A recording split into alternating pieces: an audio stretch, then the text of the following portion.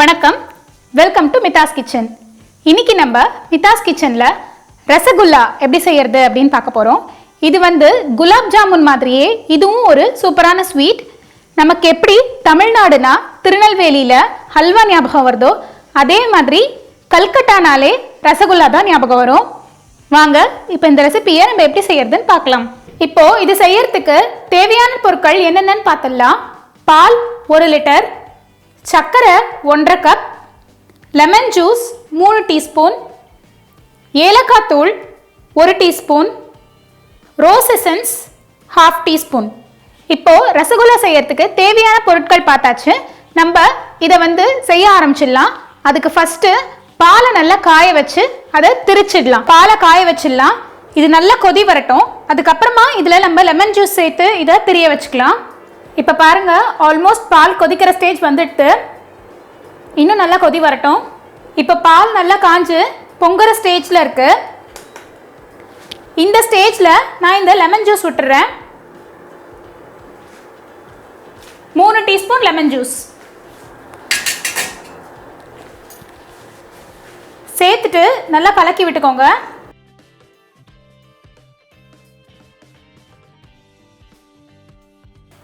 இப்போ பால் திரிஞ்சதும் இதில் நம்ம வடிகட்டிடலாம். அதுக்கு இந்த மாதிரி ஒரு பவுலில் இந்த மாதிரி ஒரு வடிகட்டி வச்சுக்கோங்க. அதுக்கு மேலே இந்த மாதிரி ஒரு டவல் வச்சுக்கோங்க. இதில் தான் நம்ம இப்போ வடிகட்ட போகிறோம். இந்த பாலை இதில் அப்படியே கொட்டிடலாம்.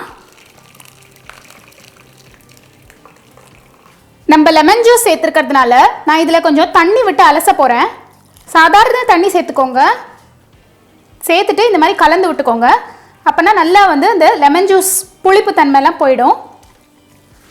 இந்த மாதிரி கொஞ்சம் நல்லா அலசிக்கோங்க. அலசிட்டு இப்போது இந்த டவலை அப்படியே நல்லா ஸ்குவீஸ் பண்ணி இப்படியே ஒரு 15 நிமிஷம் கிட்ட விட்டுருங்க. இப்போ நல்லா ஸ்குவீஸ் பண்ணியாச்சு. இதை அப்படியே நான் வச்சு இது மேலே ஒரு லைட்டாக ஒரு வெயிட் வைக்கிறேன். ரொம்ப வெயிட் வைக்கணும்னு அவசியம் இல்லை. லைட்டான வெயிட் வச்சு இப்படியே ஒரு 15 மினிட்ஸ் கிட்ட இருக்கட்டும். இப்போது நம்ம ரசகுல்லா பண்ணுறதுக்கான அந்த பன்னீர் கிட்டத்தட்ட 15 மினிட்ஸ்க்கு மேலே ஆகுது. இப்போ நம்ம அதை எடுத்து நல்ல மாவாக பிசைஞ்சிடலாம். நல்ல சாஃப்டாக பிசையணும். நல்லா இழுத்து பிசைங்க. அப்போ தான் ரசகுல்லாலாம் நல்லா சாஃப்டாக வரும். அதில் நான் கொஞ்சம் கார்ன்ஃப்ளவரும் ரவையும் சேர்த்துக்க போகிறேன். எதுக்காக அப்படின்னு கேட்டிங்கன்னா, அந்த மாவு நல்ல பைண்ட் ஆகிறதுக்கு ஹெல்ப் பண்ணும். ரசகுல்லா பால்ஸ்லாம் நல்லா உடையாமல் சுகர் சிரப்பில் நல்லா கொதிச்சு வரும். அதுக்காக தான் இப்போ நான் இதை சேர்த்துக்கிறேன். வாங்க இப்போ இதை மாவு பிசைஞ்சிடலாம். இப்போ 15 நிமிஷம் கிட்ட ஆயிடுத்து. இந்த தண்ணிலாம் நல்லா வடிஞ்சிருக்கும். இப்போ இந்த நல்லா பிசைஞ்சிடலாம். இப்போ இந்த சன்னாவை இந்த மாதிரி ஒரு பெரிய பிளேட்டில் நான் மாற்றிக்கிறேன். இப்போ இதை நம்ம நல்லா கை வச்சு பிசையணும். இது திரியாக இருக்கு இல்லையா, இந்த மாதிரி இல்லாமல் நல்லா சாஃப்டாகும். அந்த மாதிரி இதை பிசைஞ்சுக்கணும். நல்லா பிசைஞ்சுக்கலாம். நம்ம ஹோம்மேட் பண்ணியிருக்கு தான் நல்ல வெயிட்டான பொருளை இது மேலே வைக்கணும். ஆனால் இப்போ நம்ம ரசகுல்லான்றது சாஃப்டான பொருள்ன்றதுனால நம்ம ரொம்ப வெயிட் வைக்கணும்னு அவசியம் இல்லை. சும்மா கட்டி தொங்க விட்டா கூட போகிறோம். இந்த மாதிரி கை வச்சு நல்லா அழுத்தி பிசைஞ்சுக்கோங்க. நல்ல சாஃப்டாக மாறும். இந்த டோ திரியாக இருக்கிறது மாறி நல்லா சாஃப்டாக வரும். அது வரைக்கும் இதை நம்ம நல்லா பிசையணும். இப்போவே எனக்கு அந்த டெக்ஸ்சர் மாறுறது தெரியறது. இன்னும் கொஞ்சம் நேரம் பிசையணும். ஒரு 5 நிமிஷம் கிட்டே இதை நல்லா பிசைஞ்சுக்கோங்க. இந்த மாதிரி இழுத்து இந்த மாதிரி நம்ம ஒரு 5 நிமிஷம் கிட்ட பிசைஞ்சதும் இதில் ஒரு 1/2 டீஸ்பூன் ரவை, அப்புறம் ஒரு 1/2 டீஸ்பூன் கார்ன்ஃப்ளவர் மாவு சேர்த்துக்கிறேன். இதை சேர்த்துக்கிட்டோன்னா நல்லா இந்த டோ நல்லா சேர்ந்து பைண்டடாக இருக்கும். அதுக்கு தான் இதை நம்ம சேர்த்துக்கிறோம். அதையும் சேர்த்துட்டு இந்த மாதிரி நல்லா திருப்பி அதை பிசைஞ்சுக்கோங்க. இப்போ இந்த மாவோட டெக்ஸ்சர் பார்த்தாலே உங்களுக்கு தெரியும் எவ்வளோ நல்லா சாஃப்டாக இருக்குன்ட்டு. இப்போ நம்ம இதை குட்டி குட்டி பால்ஸாக பண்ணிடலாம். கொஞ்சமாக எடுத்துட்டு நல்லா உள்ளங்கையில் வச்சு உருட்டிக்கோங்க. சாஃப்டாக உருட்டிக்கோங்க, கிராக்ஸ் இல்லாமல். இதை நீங்கள் நல்லா பிசைஞ்சிருந்தீங்கன்னா உங்களுக்கு அழகாக உருட்ட வரும். பாருங்கள், இந்த மாதிரி நல்லா சாஃப்டாகவே உருட்டிக்கோங்க. சின்ன சின்ன உருண்டைங்களாக போட்டு வச்சுக்கோங்க.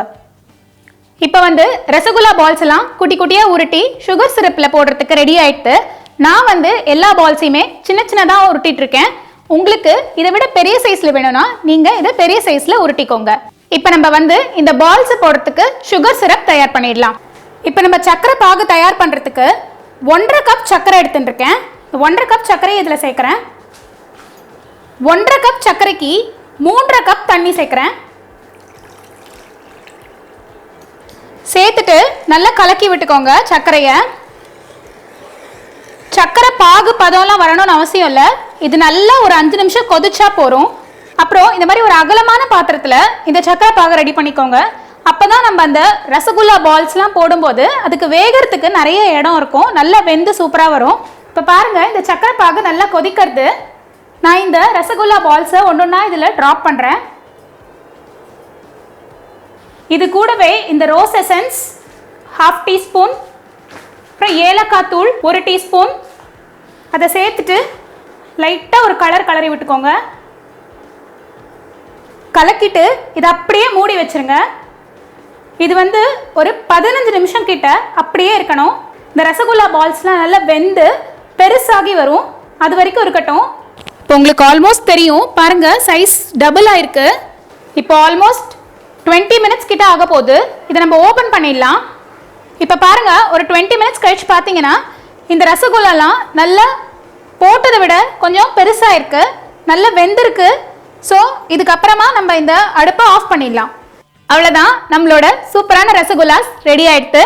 நான் இதை வந்து சின்ன சின்ன பீஸாக உருட்டினதுனால எனக்கு 35 பீஸ் கிட்ட இது கிடச்சிது. நீங்கள் வந்து இதை பெருசாக உருட்டினீங்கன்னா அதுக்கு தகுந்த மாதிரி அந்த குவான்டிட்டி மாறும். இந்த ரசகுல்லா ரெசிபியை உங்கள் வீட்டில் நீங்கள் ட்ரை பண்ணி பாருங்கள். என்னோட ரெசிபிஸ் உங்களுக்கு பிடிச்சிருந்தா மறக்காமல் மித்தாஸ் கிச்சனுக்கு சப்ஸ்கிரைப் பண்ணுங்கள். தேங்க்யூ.